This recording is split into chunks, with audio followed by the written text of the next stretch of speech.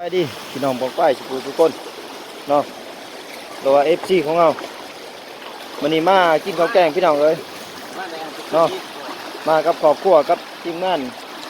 สหายสุขวิไลกับสหายวันไส้เนาะมื้อนี้มาพอกันหลังจากบุญบาทมาสรุปอยู่นี่เนาะพี่น้องเนาะจะได้กับฝากติดตามเด้อพี่น้องเด้อเอาฝากส้มฝากเชียร์มามวนน้ำกันมาลุ้นน้ำกันว่าจะได้ปลาหรือบ่มื้อนี้ลงหาปลาเนาะพี่น้องเนาะตึกแห้งงุ่มเอาน้ำโงนเนาะพี่น้องเนาะเอาไปติดตามกันเลยพี่น้องวิธีหาปลาแบบบ้านๆเนาะแบบชาวชนบทของเขานี่แหละพี่น้องเลยแบบชาวลาวเขานี่แหละหากินตามธรรมชาติเขาโอ้คุณเจ็บประจานจะกรอบแดงกรอบเทศแดงเอาละเอามาที่ที่มาที่ต่าง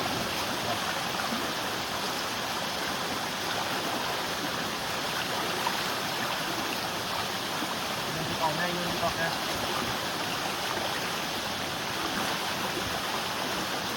ยัดไปพี่น้องเลยกู้หินกับปลาสองโตตัวบักใหญ่มันเต็มปุเลย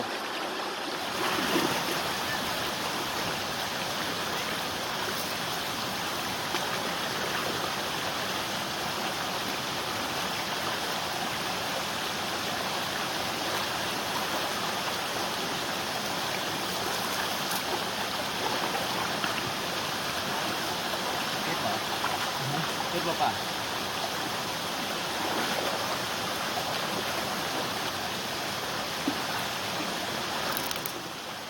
นี่นะปฏิทินกินแบบสด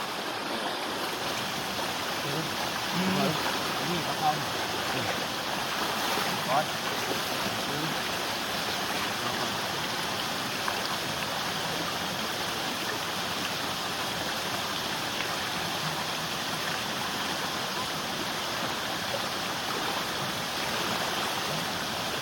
มาแล้วพี่น้องมาแล้วปลาเขาอีกแล้ว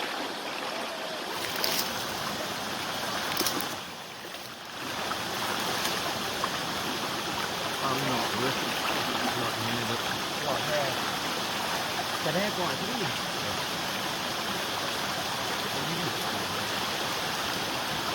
ปลาด้วยตักที่ที่ก็จะได้ว่าเห็นแล้วคือมั้งปลาที่เราหลบสุด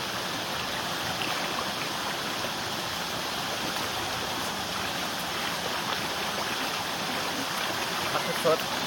นี่คือผักน้ำเนาะ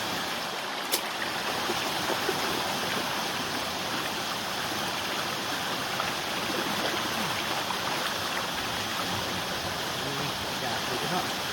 เอาไปจากเลยไหลทงปากอะไรเนาะไหลเข้าแล้วปวดที่ตัวร้านก็มันลุ่งมันใส่สามีพี่น้องเลย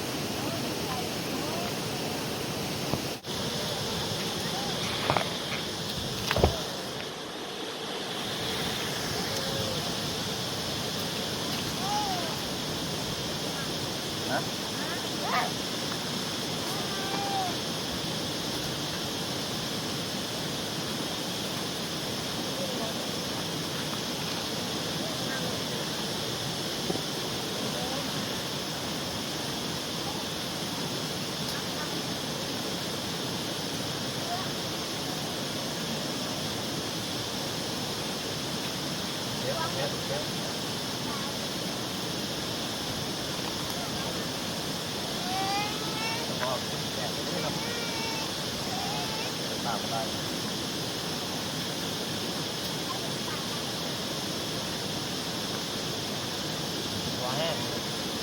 แล้วก็พอต่อแต่ว่ากลางไม่ได้เลยใหญ่เท่านั้นกลางข้าวพ่อ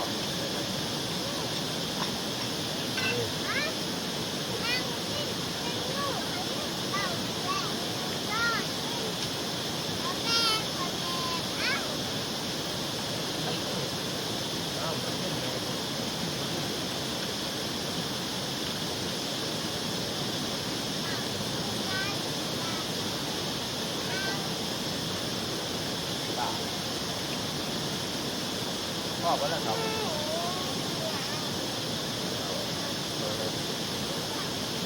อะไรไล่เสร็จแล้ว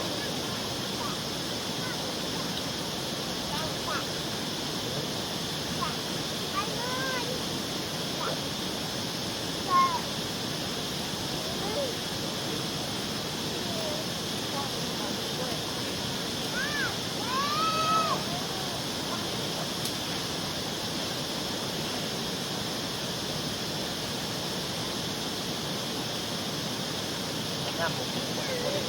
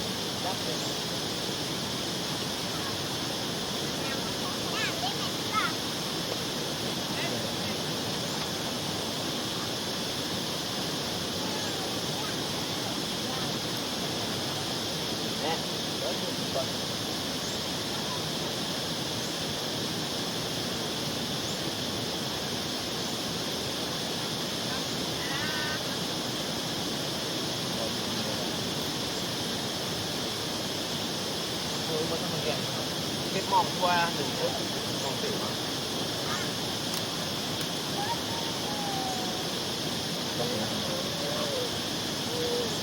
หมด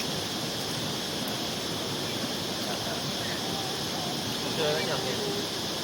ลูกแก้มครับ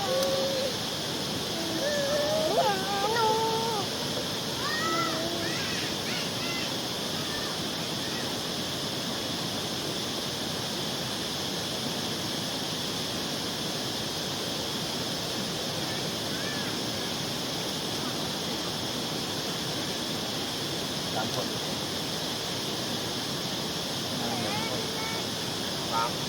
แรกห้องเขาไปปล่อยมาประตูหลังก็ลูกเพราะว่าแกงบาก่อนเอาด้วยลูกเดี๋ยวมา